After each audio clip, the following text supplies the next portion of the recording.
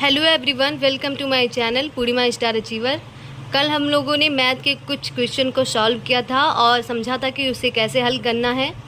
आज भी हम लोग मैथ के कुछ क्वेश्चन को सॉल्व करेंगे कि अगर इससे संबंधित कोई प्रश्न आपके एग्ज़ाम में कल आ जाए तो आप लोग उसे अच्छे से सॉल्व कर पाओ। तो चलिए शुरू करते हैं।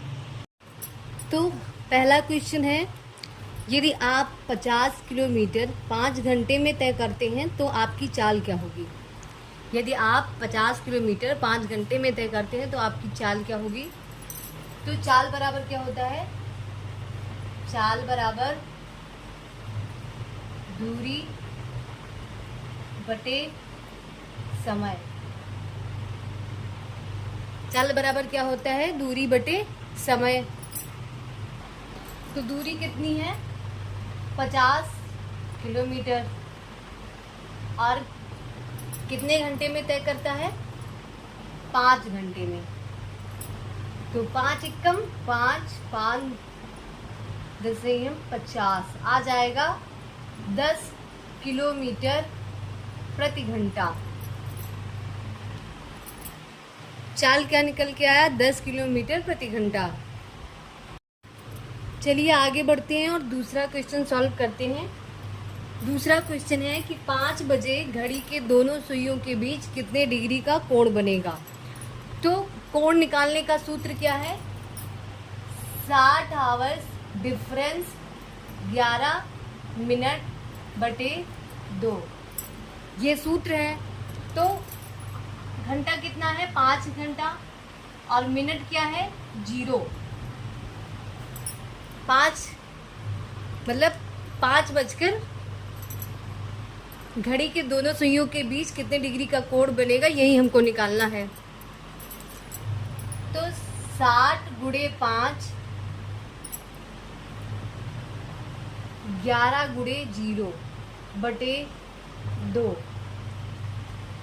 60 को हम 5 से गुणा कराएंगे तो क्या आ जाएगा, 300 बटे 2, और 11 से जब 0 से गुणा कराएंगे तो किसी भी संख्या में 0 से गुणा कराने पे वो 0 ही मिलता है। तो 2 एकम 2, 2 से 300 को डिवाइड करेंगे तो आ जाएगा 150।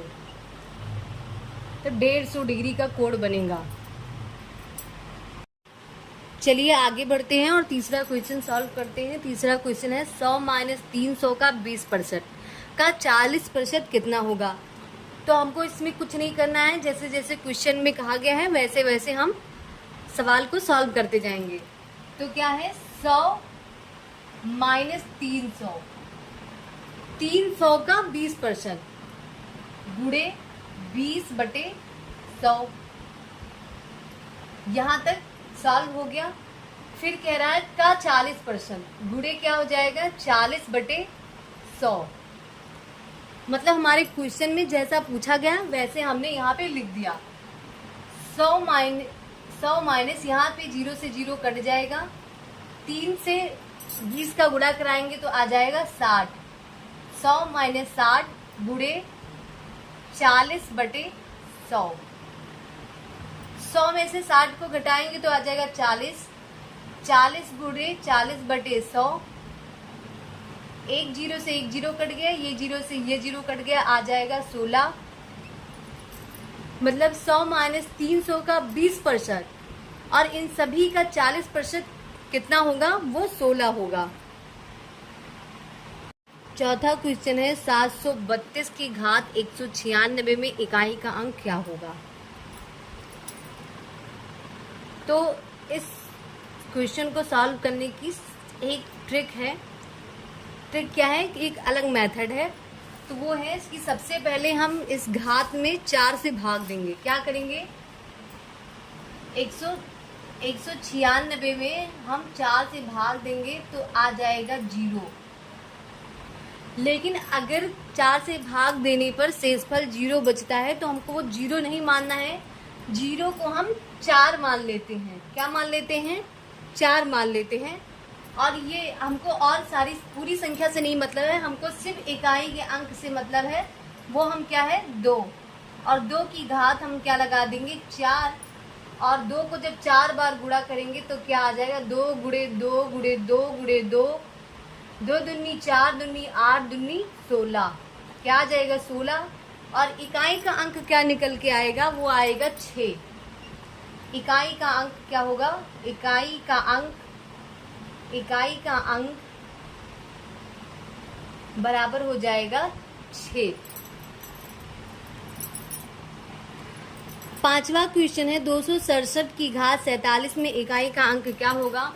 तो सबसे पहले हम इसके इकाई का अंक ले लेते हैं 7।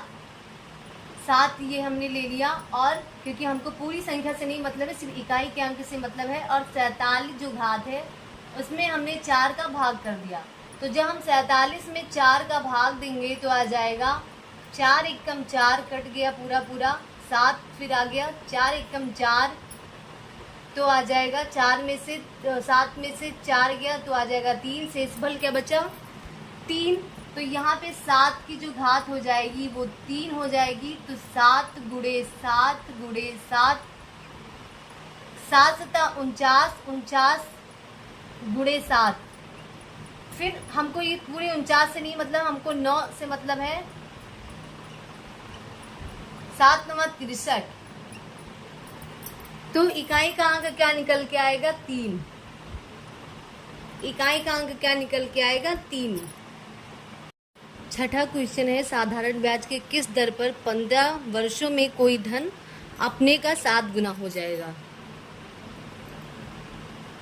तो चलिए सॉल्व करते हैं, देखते हैं ये सवाल कैसे हल किया जाता है।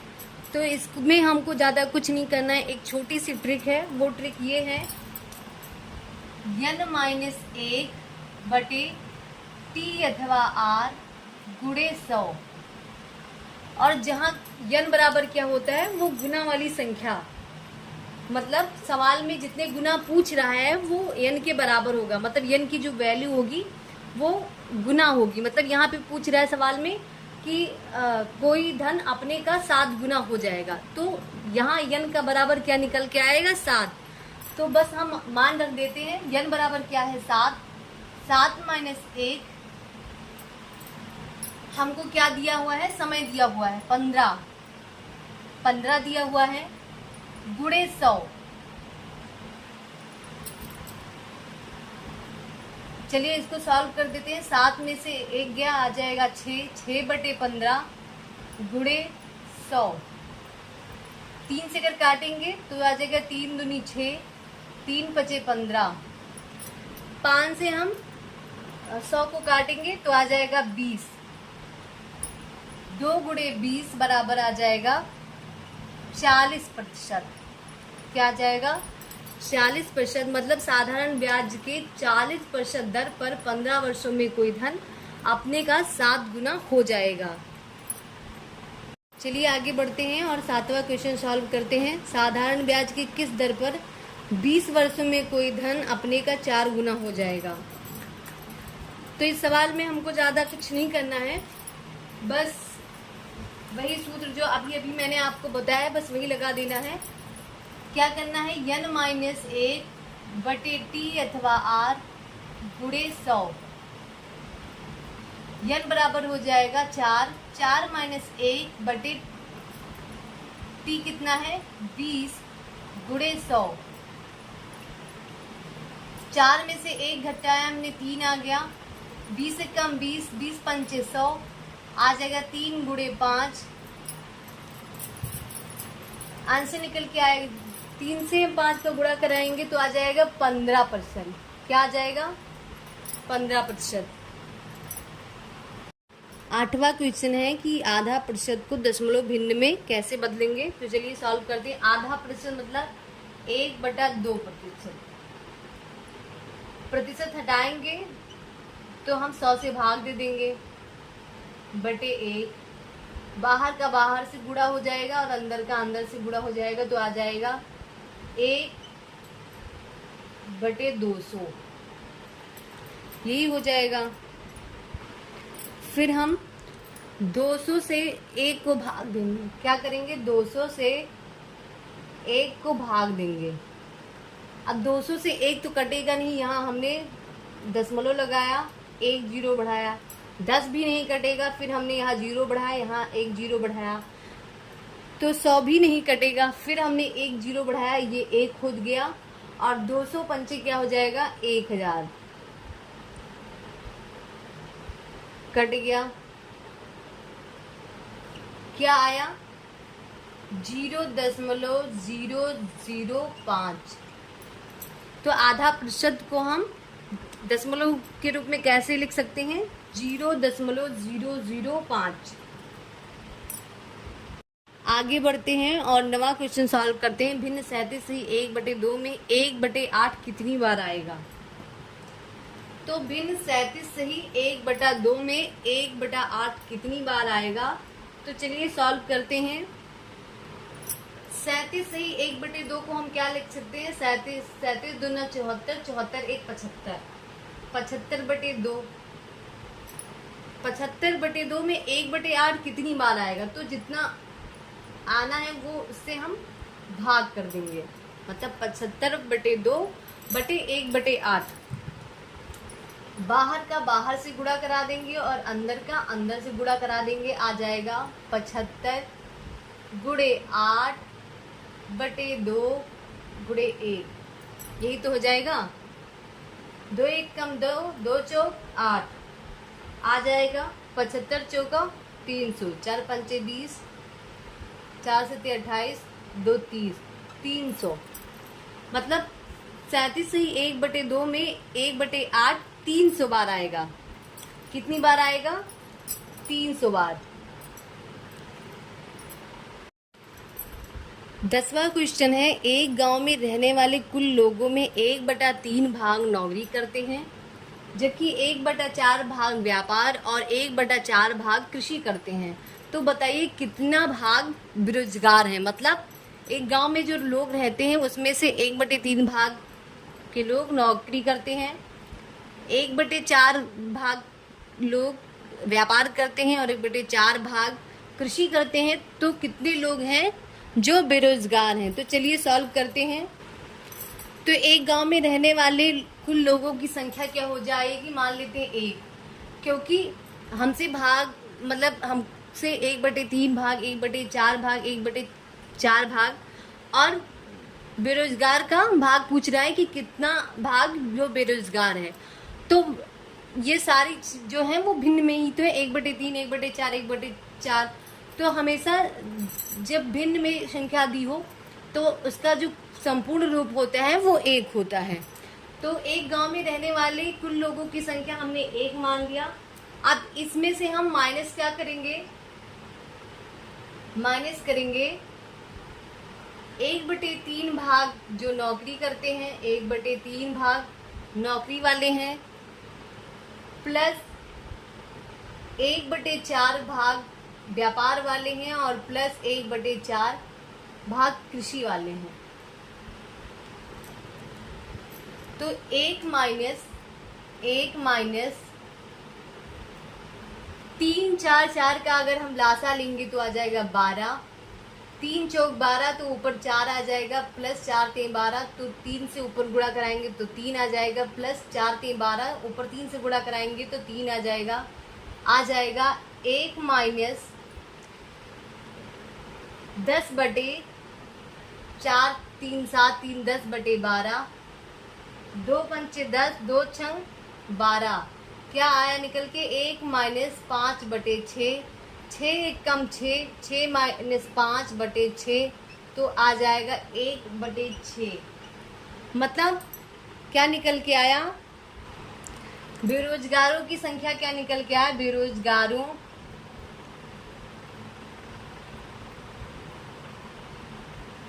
का भाग बराबर क्या आ जाएगा 1/6। मतलब 1/6 भाग जो है वो बेरोजगार हैं।